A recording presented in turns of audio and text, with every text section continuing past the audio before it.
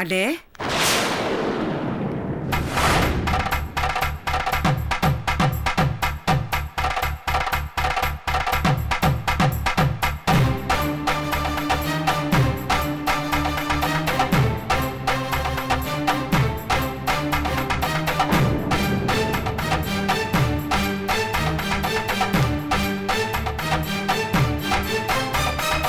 ஸ்னேகா போலாம் வரையா?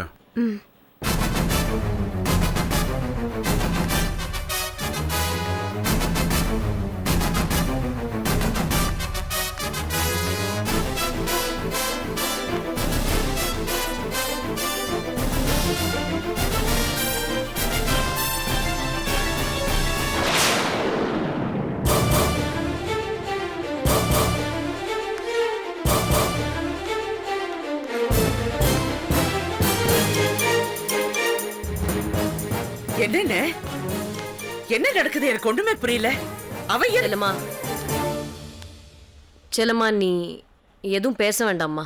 எல்லாம் நல்லபடியா தான் நடந்துட்டு இருக்கு.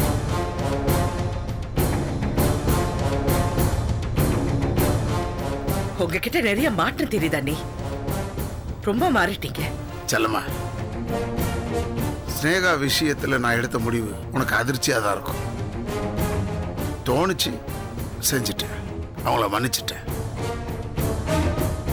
தப்புக்கு தண்டனை கொடுக்கிற அதிகாரம் கடவுளுக்கு மட்டும்தான் இருக்கு. இடையில நாம யாருமா? சாதாரண மனுஷங்க தானே. ஒத்துக்கிறேன். என்ன யாரையும் தண்டிக்கிற அதிகாரம் மனுஷனுக்கு கிடையாதா? அதே மாதிரி சட்டம் கொடுத்த தண்டனைய தடுக்கிற அதிகாரம் யாருக்குமே கிடையாது. கெட்டதை மறந்துடுறது எல்லாருக்கும் நல்லதுமா. எதை மறக்க சொல்றீங்க? அன்னைக்கு துப்பாக்கியோட வந்து ஆவுடையப்பன் குடும்பத்தை அழிக்காம விட மாட்டேன்னு சவால் விட்டாலே, அதை மறக்க சொல்றீங்களா? 10 மாசம் சுமந்து பெத்த அது தொலைச்சிட்டு நின்ன அந்த குழந்தை வேற பேசுறானே அந்த தவசி, அதை மறக்க சொல்றீங்களா? எனக்கு ஒரே ஆதாரமா இருந்த அந்த வாரிசு இப்ப என்கிட்ட இல்ல. அதுக்கு யார் காரணம்? அதை மறக்க சொல்றீங்களா? இல்லம்மா, அது நான் சொல்றேன்னு தப்பா நினைச்சுக்காதீங்க. ஸ்னேகா சுட வந்தது உங்கள இல்ல, என்னதான். என் உசுரை காப்பாத்த போய் தான் உங்களுக்கு இப்படி ஆயிடுச்சு. அதனாலதான் நான் உசுரா நினைச்சிட்டு இருந்த என் பாரதிய பணைய வச்சு கோர்ட்ல சாட்சி சொன்னேன். செல்லம்மா, அன்னைக்கு அவ தாலியோட வந்தது என்னாலதான், அப்புறம் துப்பாக்கியோட வந்தது என்னாலதான். தப்பு செஞ்சதெல்லாம் நான் தாம்மா. முத்தழைக்கு துரோகம் பண்ண, நீ சொல்ல சொல்ல கேட்காம ஸ்னேகாவோட போய் தங்கினேன். நான் பண்ண தப்புக்கு தண்டனை எனக்கு கிடைச்சிருச்சு. போதும் செல்லம்மா, எல்லாத்துக்கும் பிராய்ச்சித்தம் தேடிட்டேன். பழப்பனா மாட்டேனான்னு இந்த படுக்கையில் படுத்ததுக்கு அப்புறம் தான் பக்குவமாயிட்டேன். மனுஷன் மன்னிக்கிறதாம்மா நல்லது. பழிக்கு பழின்னு போயிட்டே இருந்தா அதுக்கு முடிவே இல்லைம்மா. குற்றம் பார்க்கின் சுற்றம் இல்லைன்னு பெரியவங்க சொல்லியிருக்காங்க. மன்னிச்சாதாம்மா உறவு வளரும். இதை நீ புரிஞ்சுக்கணும். நீயும் மாறணும் செல்லம்மா. இல்ல போதும் செல்லம்மா, விட்டுரு. எல்லாமே முடிஞ்சு போச்சு. எப்படி வந்தாங்களோ அப்படியே போயிட்டாங்க. இனிமே அவங்கள பத்தி பேசாத செல்லம்மா. அண்ணே, இதோட முடிஞ்சு போச்சுன்னா நினைக்கிறீங்க? இல்லண்ணே, நீங்க பாம்புக்கு பால் வாக்குறீங்க. தப்பு பண்ணிட்டீங்க செல்லம்மா. அந்த பலனை நாம எல்லாருமே அனுபவிச்சுதான்.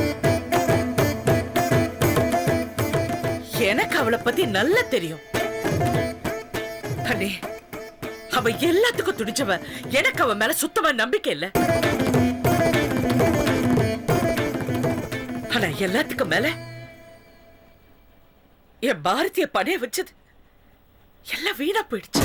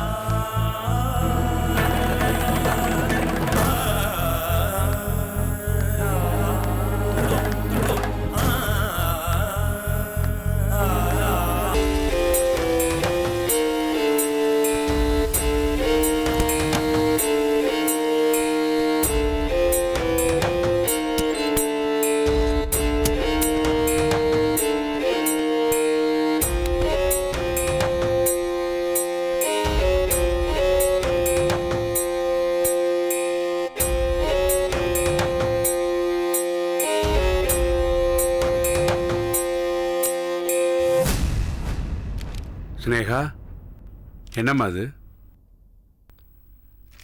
புக்கு. ஜோக் அடிக்கிற நேரமா இது?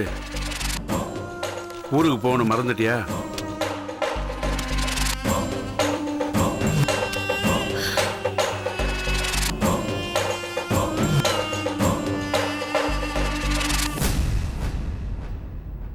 நம்ம ஊருக்கு போறது இல்லப்பா. என்ன முடிக்க வேண்டிய வேலை இன்னும் பாக்கி இருக்கு. அது முடிகிற வரைக்கும் நம்ம இங்கேதான் இருக்க போறோம். எங்கேயாவது கண்காணாத இடத்துக்கு போயிடுறோம், இனிமே உங்களை தொந்தரவு பண்ண மாட்டோம் அப்படின்னு கடற்கரைக்கு நான் வாக்கு கொடுத்துட்டேம்மா. அதை நம்பித்தான் அவர் உனக்கு சாதகமாக ஸ்டேட்மெண்ட் கொடுத்தாரு. சொன்ன வாக்கை காப்பாற்றணும்மா.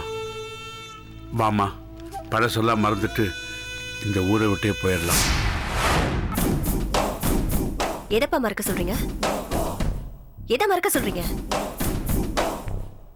ஆவுடையப்பன் குடும்பத்தை அழிக்கணுங்கிறதுக்காக அந்த கடற்கரையோடய நான் குடும்பம் நடத்தினேனே, அதை மறக்க சொல்றீங்களா?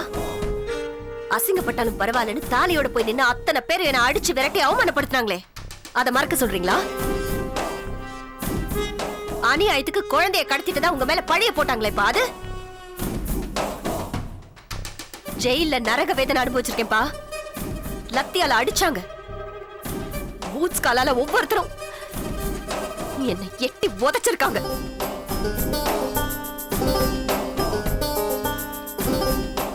எல்லாத்துக்கும் மேல திக்ரம பிடிச்சு நீங்க அனுபவிச்ச அந்த கொடுமையை என்ன மறக்க சொல்றீங்களா?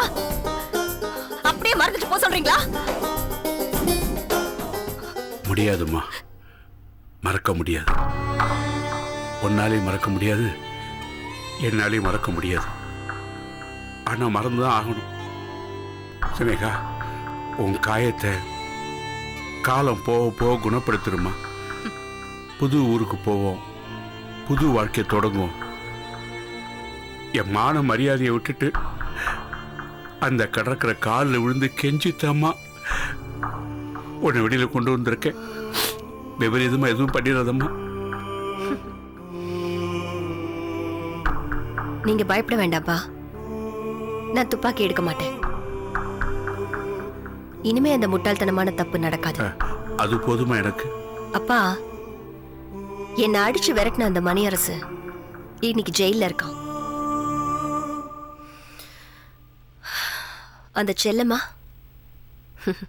மத்தளத்துக்கு 2 பக்கமும் அடிங்கிற மாதிரி புருஷன் வீட்லயும் புகுந்த வீட்லயும் மரியாதை போய் இப்ப தனி மரமா நிக்கிறா. அப்பா, குட்டையை யாரோ கலக்கி விட்டுட்டாங்க. சோ மீன் பிடிக்கிறது ரொம்ப ஈஸி இல்லையா? நான் தூண்டில் போட்டு மீன் பிடிக்கிறேன், நீங்க உட்கார்ந்து வேடிக்கை மட்டும் பாருங்க. எனக்கு என்னமோ இது சரியா படலம்மா. அப்பா, யோசிச்சு பாருங்க. செல்லம்மாவோட ஒரு குழந்தை வடமலை கிட்ட இருக்கு. ஆனா இன்னொரு குழந்தை எங்க இருக்குங்கிற ரகசியம் இந்த உலகத்திலேயே 3 பேருக்கு தான் தெரியும். ஒன்னு நான், இன்னொன்னு நீங்க, அடுத்தது அந்த காமினி. அந்த காமினி இனிமே வரப்போறது இல்ல. வேண்டாம்மா, யாரையும் எப்படியும் போட்டும் நாம இங்க இருக்க வேண்டாம். செல்லம்மா விட்டு ஓடி ஒளிஞ்சிருவோம், வா. ஆஹா, அது தப்புப்பா.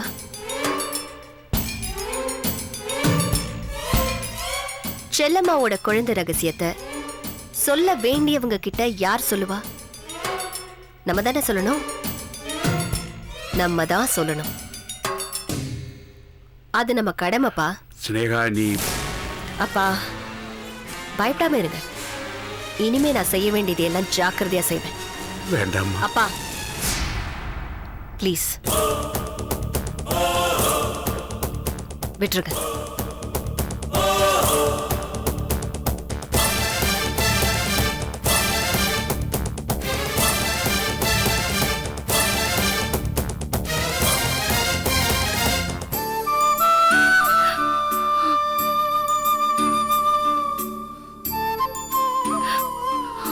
ஏமா இவ்ளோ நடந்திருக்கு, எனக்கு எதுவுமே தெரியலையே. ரத்னா இருந்ததுக்கு அப்புறம் நீங்க எதையுமே புரிஞ்சுக்கிற நிலைமையில இல்லையேக்கா. அதனாலதான் உங்களுக்கு எதுவும் தெரியப்படுத்தல. கடற்கரை மாமாவும் ஹாஸ்பிட்டல்ல இருக்காரு. செல்லம்மா தான் எல்லாத்தையும் முன்னாடி நின்னு செஞ்சாங்க. அவங்க பண்ண முட்டாள்தனத்தினால என் புருஷன் இப்ப ஜெயில்ல இருக்காரு. கையில கிடைச்ச ஆதாரத்தை செல்லம்மா சிவரஞ்சனி கிட்ட கொடுத்துருக்க கூடாது. செல்லம்மா எப்பவுமே இப்படிதான் அவசரப்பட்டு காரியத்தை கெடுத்துருவா. ஸ்னேகா விஷயத்துல தேவையில்லாம செல்லம்மா தலையிட்டதுனால தானே அவர் குண்டடிப்பட்டு ஆஸ்பத்திரியில இருக்காரு. இப்ப மணி அரசியும் ஜெயிலுக்கு அனுப்பி உன்னையும் தனி மரமாக்கிட்டாளா? அவர் ஜெயிலுக்கு போனதை கூட நான் தாங்கிப்பேன்க்கா. ஆனா பத்திரிக்கையில அவரை பத்தி தப்பு தப்பா எழுதிருக்காங்க. ஊரே நம்ம குடும்பத்தை பார்த்து சிரிக்கிறாங்க. என்னால வெளிய தலை காட்ட முடியல. அவமானம் தாங்க முடியாம செத்து போயிடலான்னு தோணுச்சு. என் குழந்தைக்காக தான் நான் எல்லாத்தையும் பொறுத்துக்கிட்டேன்.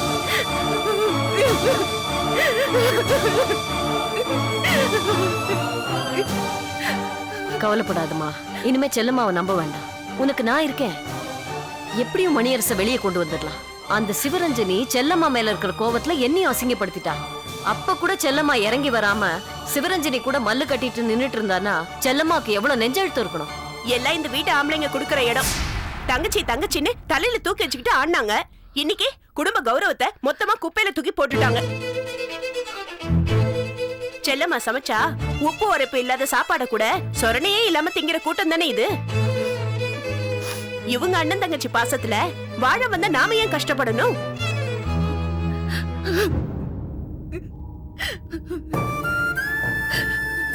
உன் வேதனை எனக்கு புரியுது.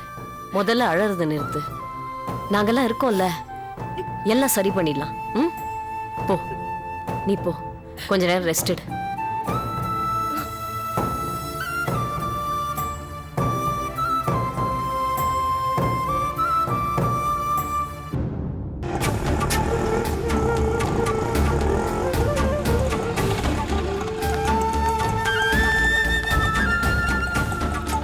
அண்ணே, அண்ணே,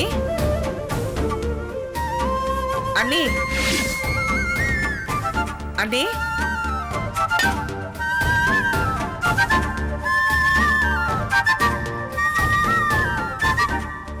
என்ன செல்லம்மா திடீர்னு இந்த பக்கம்? ஏமா நான் இங்க வரக்கூடாதா? ஐயோ, உன்ன வரக்கூடாதுன்னு சொல்றதுக்கு நான் யாருமா? இந்த வீட்ல உனக்கு இல்லாத உரிமையா? அந்த வார்த்தை உண்மையா இருந்தா அண்ணி குணமான விஷயத்தை ஏன் என்கிட்ட இருந்து மறைச்சிங்க? உனக்கு தெரியாதாம்மா?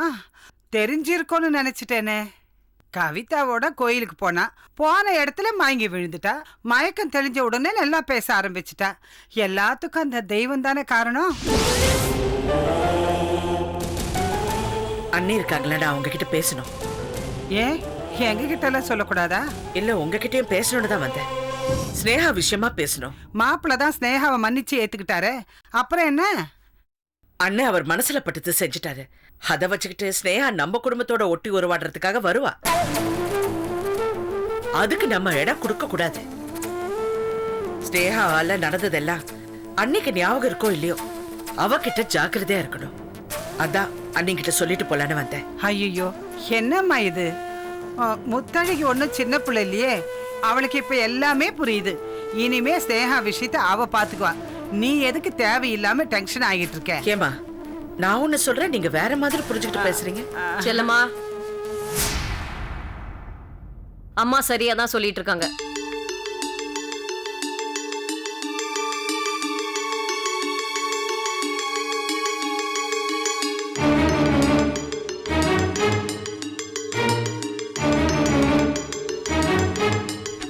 வள்ளியம்மா, ரத்னாவை போய் கவிதா கிட்ட விட்டுப்பா. அண்ணே, நான் என்ன சொல்ல வந்தேன்னா, நீ எதுவும் சொல்ல வேண்டாம் செல்லம்மா. என் புருஷன் குண்டடிப்பட்டு ஆஸ்பத்திரியில கிடக்கிறது, மணியரசு அமுதா ஜெயில இருக்கிறது எல்லாத்துக்குமே நீதான் காரணம்.